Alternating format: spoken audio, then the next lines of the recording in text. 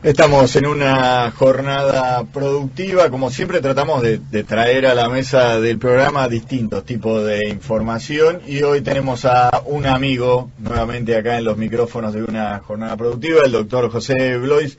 José, bienvenido nuevamente a una jornada productiva. Muchas gracias, Marcelo, y bueno, gracias por tu concepto en base a la amistad.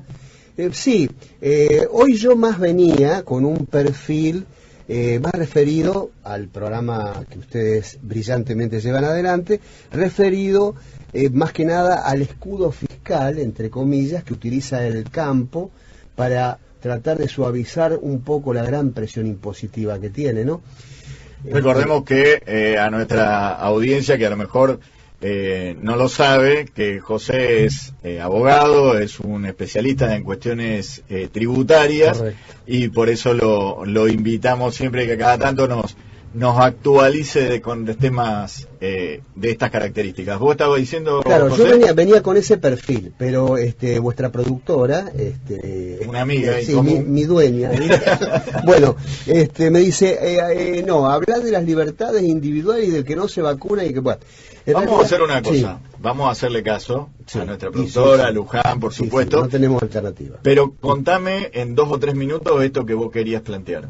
No, lo que yo iba a plantear concretamente es que he sabido, y de una verdad casi de perogrullo, la gran presión tributaria que sufren los distintos sectores productivos de nuestra nación y concretamente el campo. El campo sufre una presión tributaria muy importante. Bueno, y quería desarrollar un poco, que ya lo vamos a hacer en el próximo programa, siempre que me inviten, que seguramente va a ser así.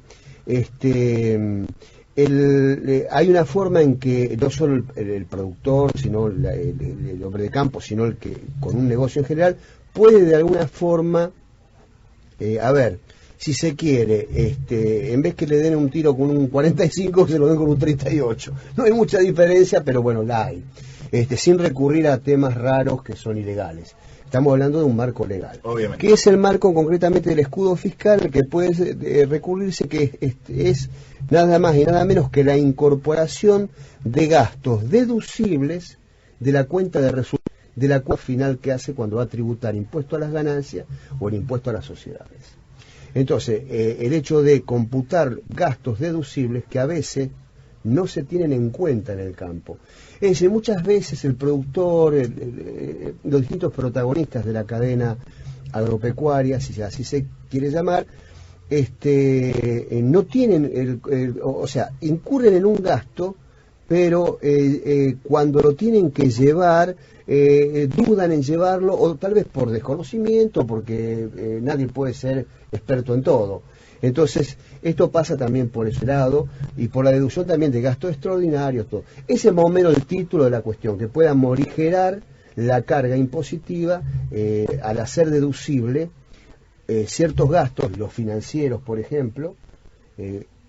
A veces el productor para comprar los glifosatos o los insumos necesarios se tiene que financiar porque se los venden en dólares a rajas hincha y no hay tutía, tiene que estar todo ahí y a veces tienen que financiar con préstamo. Bueno, eso es un gasto que puede ser reflejado en el resultado final para que le juegue a favor y le deduzca un poco el impuesto a las ganancias. O sea que lo que entiendo de lo que nos estás planteando es que hoy el productor tiene algunas herramientas para achicar la cantidad de impuestos que va a pagar a partir de los gastos que él va teniendo, para lo cual mi recomendación, y creo que la tuya, es acérquese a su contador, acérquese a su abogado, a quien sea, y dígale de qué forma, dentro de la legalidad, como dijiste vos, puedo pagar menos impuestos. Entonces, no es que va a pagar menos porque hay un impuesto que no lo va a pagar, sino que a través de gastos que él hizo, puede achicar el impuesto que va a pagar. Exacto. Y todo se toma de los grandes. Es decir, los grandes, los grandes protagonistas del campo, los que tienen grandes extensiones o explotan múltiples empresas, bueno, utilizan este sistema muy a menudo porque comúnmente tienen en el staff de sociedades que compone su aparato productivo tienen incluida alguna financiera, con la cual se hacen dar créditos que corresponden para insumos que a su vez después se pasan como gasto financiero y hay una deducción y un recupero. Entonces hay que tomar el ejemplo de los grandes para tratar de imitarlos para bien. Bien, o sea, volvemos a la frase. Dentro de la legalidad hay herramientas que se pueden aprovechar. José, como lo planteaste vos también, a una idea interesante de Luján, esto de cómo afecta el COVID, la pandemia, las libertades, las posibilidades. Contanos un poco. Yo recién lo charlábamos a ver, el sistema jurídico se entiende por el conjunto de leyes, de normas, reglamentos vigentes en un lugar determinado y en un momento determinado. Es lo que nosotros llamábamos habitualmente derecho positivo, como derecho vigente. O sea, la Constitución, las leyes que en su consecuencia se dicten, las ordenanzas, los decretos, todo lo que imaginemos, las leyes provinciales, como sistema jurídico, que es un sistema, rige en un determinado país, el nuestro no es una excepción, y en un determinado momento. El tema es que hay dos causales, llamémosle así, y solo dos, que pueden hacer que ese sistema jurídico tenga que hacer un paréntesis en su aplicación, o tenga que ser distorsionado en su aplicación, o tal vez no aplicado.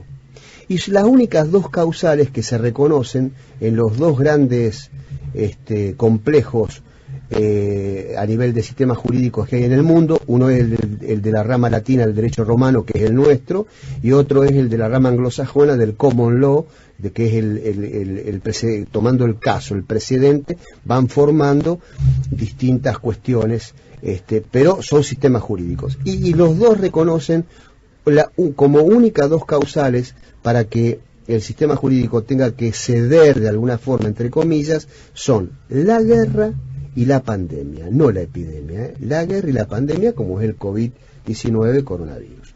Por lo tanto, porque, a ver, es una verdad, si estuviéramos bajo un ataque en guerra con un enemigo, uno no puede hacer una licitación para comprar municiones, no. Hay que salir a defenderse porque lo tenemos a defenderse, porque lo da kilómetros y se nos vienen encima, y bueno. Así pasa en el estado de guerra. Yo recordaba, no es un buen ejemplo porque había una dictadura militar, pero había un sistema jurídico. Por ejemplo, cuando en Rosario, hace muchos años, cuando fue el conflicto del Canal de Beagle, nos obligaban a apagar las luces a partir de determinada hora porque hacían un ejercicio que se llamaba apagón. Sobrevolaba un avión con las luces, con toda la ciudad oscuras. ¿Por qué? Porque temíamos que la aviación chilena, por el conflicto de Beagle, y si se desataba en una guerra, que gracias a Dios no existió, atacara, bombardeara Rosario. Estoy hablando de Rosario, ¿no? Entonces, bueno, ahí nadie podía cuestionar y decir, me está violando el derecho a la luz. Yo quiero estar con luz leyendo bajo una sombrilla. No, porque hay un estado era preguerra, ¿no? Pero hay una dictadura. Pero al margen de eso, cuando un estado entra en guerra, o tiene una amenaza de guerra o un ataque de guerra, el sistema jurídico cede. En este caso, la pandemia, y te estoy siguiendo el hilo, José, es lo que se habla normalmente, que el interés general es prioritario al interés particular, ¿no es cierto? Claro, de alguna forma, claro, hace eso. Nosotros tenemos una figura en el derecho que es la famosa pirámide jurídica de Hans Kelsen, un gran tratadista del derecho. Nosotros le llamamos más técnicamente orden jerárquico de las normas. O sea, la Constitución es la corona y el cimiento del edificio jurídico. Él arma una pirámide. Esto del edificio jurídico es de Borda, Guillermo Borda, un autor argentino. Entonces decimos, todo tiene que venir de la Constitución e ir hacia la Constitución. Ese es el sistema jurídico en sí. Eso cede únicamente cuando hay, en parte, en todo, se distorsiona cuando hay guerra y cuando dentro o pandemia. Dentro de ese sistema jurídico está el tratamiento de las leyes, que pase por diputados, por senadores, que la promulguen, que la sancionen, que la publicación del boletín oficial. Bueno, todo ese sistema también forma parte del sistema jurídico, que se ve suspendido por el DNU, Decreto de Necesidad de Urgencia. ¿Por qué? Porque no podemos llamar a una licitación para que dentro de 8 meses gane una empresa y nos diga qué vacuna nos tenemos que poner porque nos morimos. O sea, es así. En las situaciones de emergencias climáticas, de catástrofes, etcétera, se han aplicado normativas similares, ¿no es cierto? Sí, hay miles de ejemplos. Y recién en otro programa de esta hermosa radio hablábamos de, claro, me decían con criterio, bueno, claro, es más común porque guerra no hay tantas, no, la humanidad desgraciadamente a la guerra la viene repitiendo desde los palos y las piedras hasta los misiles ultrasónicos, como le llaman como hay ahora en manos de las potencias. Entonces el fenómeno de la guerra es una cosa que se ha reiterado. Ha cambiado las formalidades, ya los ejércitos no se forman tal vez como a la antigua usanza o en la etapa victoriana, pero el fenómeno de la guerra hace que el sistema jurídico ceda. Y esto es lo que yo no vi explicado en ningún momento y en ningún medio, de decir, bueno, las únicas dos excepciones que hay. Por eso no hay lluvia de amparos. Si no, yo podría pedir un amparo para estar a las 12 de la noche parado en la esquina tomando una cerveza con mis amigos y sin barbijo, porque me está prohibiendo el derecho a la respiración que me protege la Constitución. Bueno, pero tuvimos mucho de este cuestionamiento de determinados actores que obviamente y desgraciadamente quisieron poner en riesgo muchas cuestiones. En buena hora esta aclaración de los por qué en determinadas situaciones yo me tengo que quedar en mi casa y cumplir determinadas normativas. Claro, porque hay que entenderlo. Si un DNU dijo a partir de las 12 de la noche no circula nadie porque está probado que la circulación hace que el virus se desparrame más rápido y tengamos más problemas y el sistema sanitario pueda llegar a colapsar o algo por el estilo, está hecho en base a eso, en base a la existencia de una pandemia. Por lo tanto, el sistema jurídico cede ahí. Ahora te doy vuelta la pregunta, porque ahora se está planteando el tema de no te dejo circular si no tenés la vacuna, que lo empezó a plantear Francia en distintos lugares, y hoy ya en la Argentina se está pensando en esa opción. ¿Qué visión tenés con eso?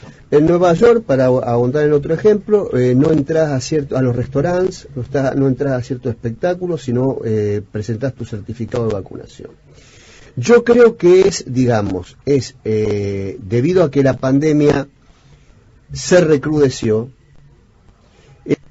hace que al recrudecerse la pandemia y al observarse, después de tantos meses de vacunación, que la vacuna es efectiva, por lo menos no en un 100%, pero por lo menos baja el índice de mortalidad, que no es poco decir, baja el índice de entubamientos y de ocupación de camas de terapia, que no es poco decir.